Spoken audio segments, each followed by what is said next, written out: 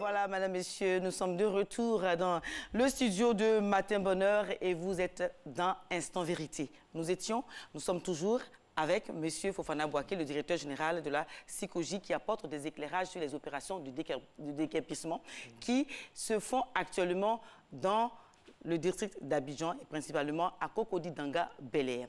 Alors, monsieur le directeur général, nous savons selon des informations qu'à Cocody Danga Bel-Air, il reste encore des habitants qui n'ont pas accepté l'accord que vous leur avez proposé. Donc, on ne sait pas, avec ce déguerpissement-là, qu'est-ce qui adviendra de ces habitants? Madame, quand nous avons proposé... Vous avez dit que la SICOJ a un visage humain, un cœur humain aussi. Absolument. Nous avons proposé donc un protocole à tous les locataires de Danga, mesure d'accompagnement d'1 million par logement. 44 ont accepté cet accord. 33 sont allés au tribunal. Je parle depuis 2012. La procédure a pris le temps que ça a pris. C'est seulement le 4 janvier que la décision a été rendue. Et en dernier recours à la Cour suprême.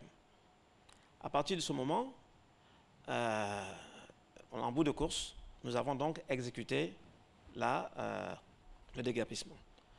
Il faudrait qu'on soit, madame, en Côte d'Ivoire, il faut que quand on dit... Alors, les gens disent souvent, oui, j'ai vu des gens... Monsieur le directeur général, qu'est-ce qui va advenir de ces habitants qui n'ont pas accepté l'accord de la SICOJ? Ces gens, madame, ont pris leur responsabilité en allant au tribunal. Nous sommes allés jusqu'à la Cour suprême. Ils doivent assumer. Il faut qu'un jour, les Ivoiriens, pauvres, riches, moyens, assument leur responsabilité. Vous êtes excédé. Je suis excédé parce que c'est des gens... En plus de cela, je vois des gens mais vous ne devez pas être excédé, monsieur le directeur général. Pourquoi, madame? La SICOJ doit continuer de travailler ainsi, de travailler pour les Ivoiriens, d'offrir des logements décents aux Ivoiriens. La SICOJ, malheureusement, a 175 employés qu'elle doit payer tous les mois, doit payer ses factures. Alors, si elle comprend, et qu'elle comprend jusqu'où, et qu'elle ne peut plus elle-même faire face à ses responsabilités, ça n'est pas être responsable. Donc je dis, ces gens-là ont fait un choix, il faut qu'ils assument. Il faut qu'ils assument. Nous sommes allés au tribunal, ils ont perdu. Si vous voulez négocier, c'était avant. Et mieux que ça, madame. Plus de négociations. Après la décision de... Plus donc de négociations, monsieur le directeur général. Non. Laissez-moi répondre, s'il vous plaît. Après la décision du tribunal, quand cette décision a été signifiée, j'ai dit à ces 33 personnes que j'étais à leur disposition, que j'étais ouvert à une discussion. OK. Je les ai même invités. Ils ont dit non, en semaine, ils vont au travail. J'ai dit, je suis disponible le samedi. Personne n'est venu. Ils m'ont demandé de leur écrire un courrier d'invitation. Je dis, mais je ne suis pas demandeur. Je ne suis pas demandeur. C'est vous qui êtes demandeur. Alors, le problème, c'est quoi de fond? Qu'on ne veut pas expliquer Voilà, justement, expliquez. Je vais vous poser la question. Quel est le problème de fond? Alors, qu'est-ce qui se passe réellement? Le problème de fond, c'est qu'il y a des gens qui ont fait de ça un business. Parce que, voyez-vous, ceux que vous écoutez à la télévision, qui sont dans les réseaux sociaux, n'habitent pas le site. Monsieur Bambara, pour ne pas le citer, jusqu'à vendredi, était à la SICOJ, enfin, nous a appelé, il m'a appelé personnellement au téléphone, pour voir ce que je pourrais faire pour lui. J'ai dit, je ne ferai rien pour vous, parce que je n'accepte pas la duplicité. Monsieur le directeur général, s'il vous plaît.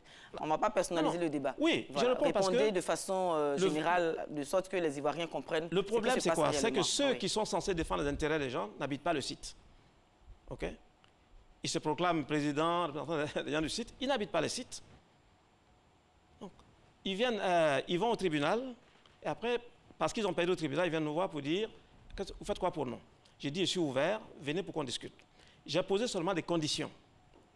J'ai dit, je ne discute avec vous qu'apraprès que vous soyez parti du site. La question que je vais vous poser, c'est que vous avez eu des prédécesseurs, ils ne sont jamais arrivés à un tel niveau. Voilà.